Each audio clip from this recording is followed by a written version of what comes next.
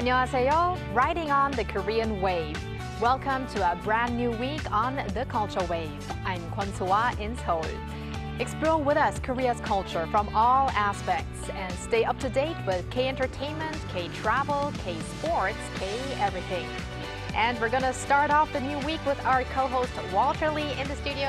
Hello, Walter. Happy Monday, Soa, and happy Monday to all our viewers at home. Walter Lee here to give you your daily dose of K-Enter News. And we're also joined by Arirang's news features reporter Park Hyo-bin. Welcome, Hyo-bin. Hello, Hyo-bin. Hi, Soa. Hi, Walter. And hello, everyone. My name is Park Hyo-bin, and I'm a news features reporter here at Arirang News. Thanks for having me today. And we're happy to have you back. Now, Hyo-bin, when you're thinking of getting around in the capital Seoul, you think of cars, buses, and subways. But I heard now there's another option, a ferry bus cruising along the Hangang River. And Hyo-bin, you've hopped on board? Yes, that's right.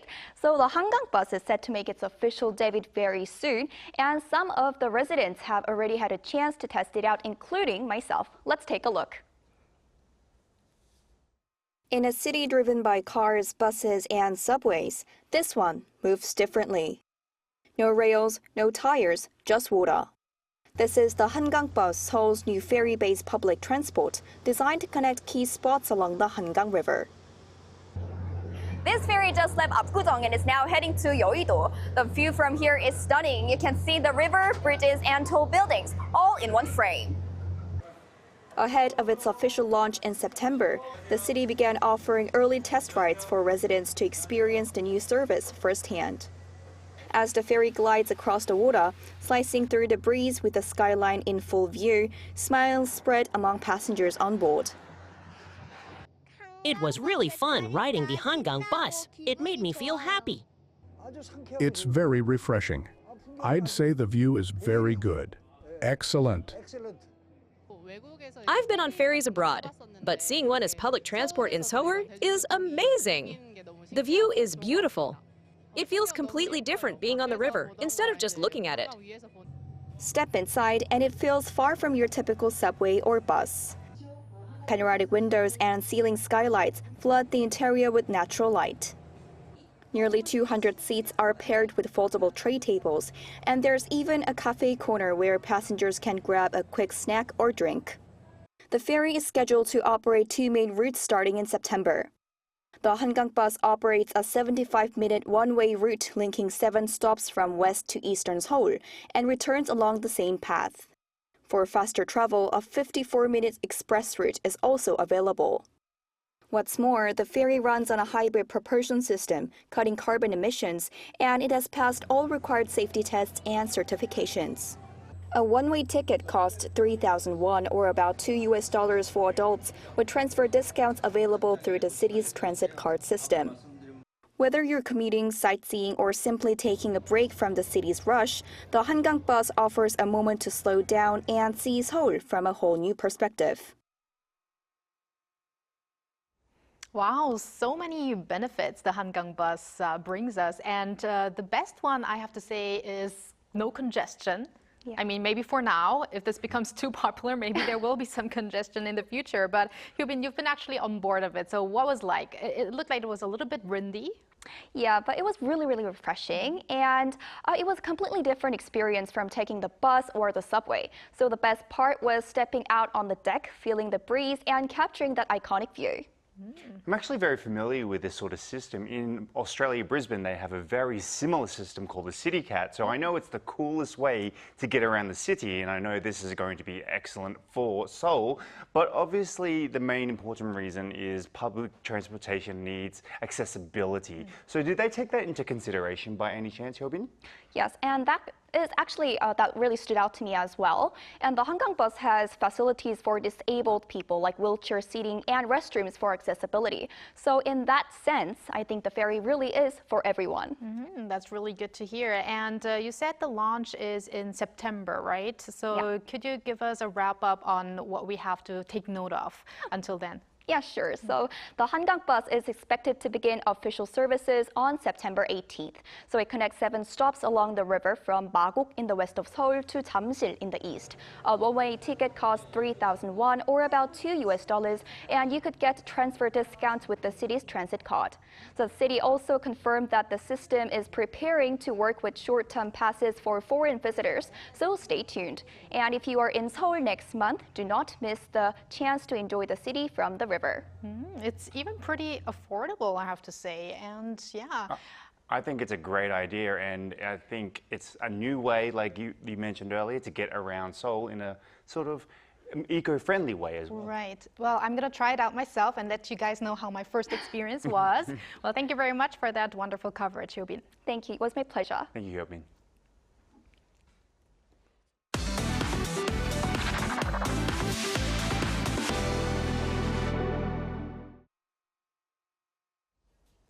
And now time for K-Inter News with Walter Lee. Now, Walter, starting off with the latest on Netflix's K-Pop Demon Hunters. And you know, I feel like Huntrix now is just a part of the K-pop girl group universe. I do too, as well, actually. I think it's we should just include them in that sort of genre now. But the K-Pop Demon Hunters song Golden has claimed back the #1 spot on the UK official singles chart. Now, on Friday, local time, the officials chart reported that Golden rose 1 spot on the top 100 singles chart, knocking Chappelle Rowan's The Subway from the top position to reclaim that crown. Now, this marks the first time in K-pop history that a song has reached #1 on the UK official singles chart for 2 non-consecutive weeks. Now, previously, Psy's Gangnam Style held the top spot for a single week back in 2012. Now, we also have seen the song's impact in the US since debuting in at #8. The album has never fallen outside the top 10 on the Billboard 200. So let's see how long the song will stay up for the coming weeks ahead. Walter, no singing today? That's a one-off. It's a one-off thing. Okay, well, that means I will give the first spot of the Cultural Wave charts, singing charts to Bella again. We'll see for now.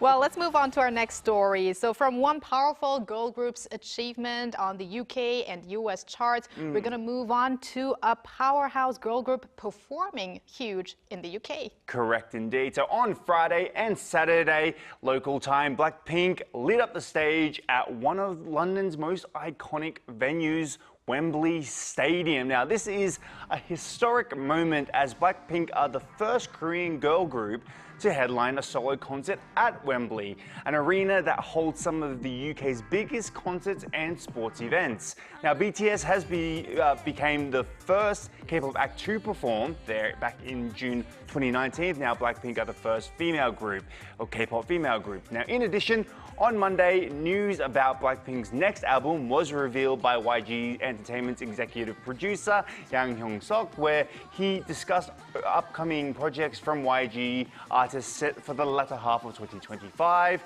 Now, Yang officially confirmed Blackpink's new album is being worked on and set to release around November this year. Can't wait for that, but until then, I'm gonna keep listening on to Jump. Yes. Okay, let's jump now to our Yes. final story, Walter. We turn to a veteran singer receiving a touching award. A touching award indeed. So singer In Suni has been selected as the recipient of the Woman of Influence Award from Pearl S. Buck International. Now, the organization announced the honor on its official website, marking the first time in 25 years that a Korean has received this award. Now, the last Korean to win it was the late Lee Hee-ho, which is the wife of former President Kim Dae-jung. Now, that was back in 2000. Now, Pearl S. Buck International introduced In Suni as a humanitarian and a strong advocate for young people of mixed race and multicultural backgrounds. Now, she was born after the Korean War to a Korean mother and an African-American father, and In Suni was supported through this Pearl S. Buck International's child sponsorship program. Now, the organization said she overcame racial discrimination, rose to success in the music industry, and became a celebrated figure in her homeland. Now, Intuni will attend the award ceremony on August 21st, local time in Pennsylvania, US. She's such a big inspiration to many people. Well, thank you very much, Walter, for those updates, and stick around. Will do. And now let's move on to our AI anchor, Ari, for more on the culture front. Ari? Hello and welcome to your AI guide to the latest cultural updates from Korea. Here's our top story. Ulju County Library in the southeastern city of Ulsan will host a month-long series of special events in September to celebrate the inscription of the Banggodae petroglyphs as a UNESCO World Heritage Site. The programs, organized under the themes of history, culture, and environment, will feature events such as handcrafts, petroglyph lectures, and performances showcasing Korean traditions. Eco-friendly upcycling programs will also be held to underscore the importance of environmental preservation. The Banggodae petroglyphs, which portray hunting scenes and animals believed to date back to prehistoric times, were added to the UNESCO list last month. Paju City, in Gyeonggi-do Province, will reopen the DMZ Peace Trail theme course from September 4th. Divided into 3 routes, the theme course includes a rare walk along barbed wire fences normally closed to the public, as well as visits to major DMZ attractions such as the Dora Observatory and the 3rd Infiltration Tunnel. The program was temporarily suspended in July for safety checks during the peak summer heat and monsoon season. Participation is limited to 20 people per session, with details available on the Peace Trail website, www.dmzwalk.com. Tourist arrivals at beaches on Korea's southern resort island of Jeju have already topped 1 million. According to Jeju Island, the milestone was reached on August 13th, 9 days earlier than last year, with a more than 20% increase in the number of visitors. Hamdok Beach in Jeju City drew the largest crowds, at nearly 506,000 visitors, followed by Hyupje and Gumnung beaches. Jeju officials attributed the surge to the early opening of beaches in response to unseasonably early heat waves. That's all from me.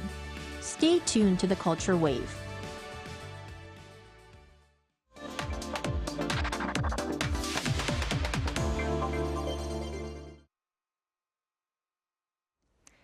Taekwondo is known around the world, but in Hong Kong, the Korean martial art is more than just a sport.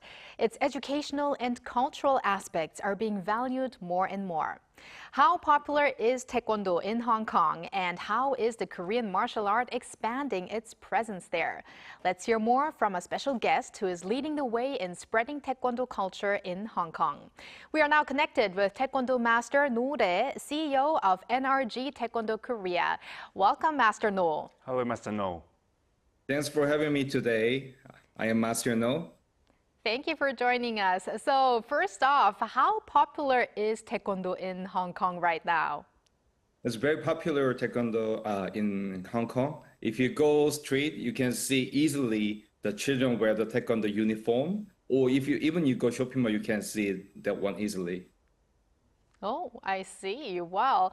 So how big of an expansion have you seen in the number of Taekwondo practitioners and formal Taekwondo training halls, which are referred to as dojang, and also Taekwondo lessons or programs? And are there specific regions where Taekwondo is especially popular? And if yes, why do you think so? Okay, in Hong Kong, there's 18,000 people learn Taekwondo. And then when I came to Hong Kong 10 years ago, there was only 3 Korean masters. But now about 20 Korean masters here, even only Korean. Of course, there's a lot of local masters too. And then the famous and then popular region is mostly high income level or mid high income level should be. Because they care about Hong Kong children is actually very busy. They need to do study, they need to go math, swimming, and the music, something. And then, so their first priority must be study. And the second option should be like music things. And third is art. And then the last one may be sport. So they should afford that one thing. And also they need to afford the time. So we need to target to the middle level with their income level. Interesting. And like you said, education is very important. So Hong Kong is known for its education fever. So in terms of, let's say, educational and social cultural aspects, but you know, Hong Kong is also very well known for its martial arts. I mean, one of the most famous Asian martial artists, Bruce Lee, has a very big monument in Hong Kong. He's a very big role model of mine. You know, he's just a massive figure. But how is Taekwondo appealing to the Hong Kong people in, obviously, Hong Kong? Okay, first of all, Hong Kong rent is very high. And then if you want to run the business, you must survive. So you need to business well for cover the rent. In Taekwondo, we have a lot of experience for using the Taekwondo dojang in Korea. So we have many experience to how to treat the children and how to treat the parents. So and we have a very systematic system. So we have a belt system. So every belt, they need to take the test and they get more motivation and they get more target. So it came to their move to motivation to continue Taekwondo. So we have those that sports aspect, those educational aspects, cultural and social aspects, all within Taekwondo. Now, Master No, your dojang teaches Taekwondo for little children and also teenagers as well as adults. So based on your experience in teaching classes for a wide range of age groups, what are the different needs and responses from those learning Taekwondo? For the young children, of course they need more need to move their body because they are very busy for studying or do other activities. So for their healthy, so they must do more workout. So we focus on to their healthy, and then we focus about their also education and also manner and good etiquette from the Taekwondo. And then for the adult, also they want to more fit and they want to more into the Taekwondo. So we try to teach them more seriously, and then they more enjoy about that. And how is Taekwondo reaching out to the Hong Kong public? I mean, there must be things like international competitions or cultural festivals, programs, working with public institutions. Are those some of the ways that you are reaching out to the Hong Kong people? Yeah, these days they are quite interesting about Taekwondo. So lots of government or some event company ask us to do Taekwondo performance. So this day Taekwondo performance is quite very dynamic, and that we mix with the K-pop music. So since they like this, it affected by the K-wave. So we do lots of Taekwondo performance in like Star Avenue, like lots of famous place, and also we do in the shopping mall. Yeah, and especially we went to local schools, collaboration with the Korean Cultural Center, and then we visit there, and then we try to promote Taekwondo dance. Taekwondo dance is we use the Taekwondo move with the Taekwondo K-pop music, and also we teach them self-defense. So we went to 4 schools, and then everybody loved it. Now, speaking of K-pop and K-pop dance and the Korean wave, although Taekwondo has been around in many countries for some time now, do you think the interest in Taekwondo has even gone up further after, you know, the growing popularity of the Korean wave? Yeah, of course. We say Taekwondo is the original K-wave because we went to our senior went to other countries. And then there's more than 200 countries learning Taekwondo, and there are lots of people do Taekwondo. But these days, yeah, it's very big effort. Like a few years ago, there's some funny story. One teenager boy came to my school, and he said he wants to learn Taekwondo. And I asked, why? Why do you want to learn? And he said, I watched the drama Some My Way. He saw the Park Seo-joon play Taekwondo. So that's why he walked to our school and tried to learn Taekwondo. So I think it's very big effect by K-wave.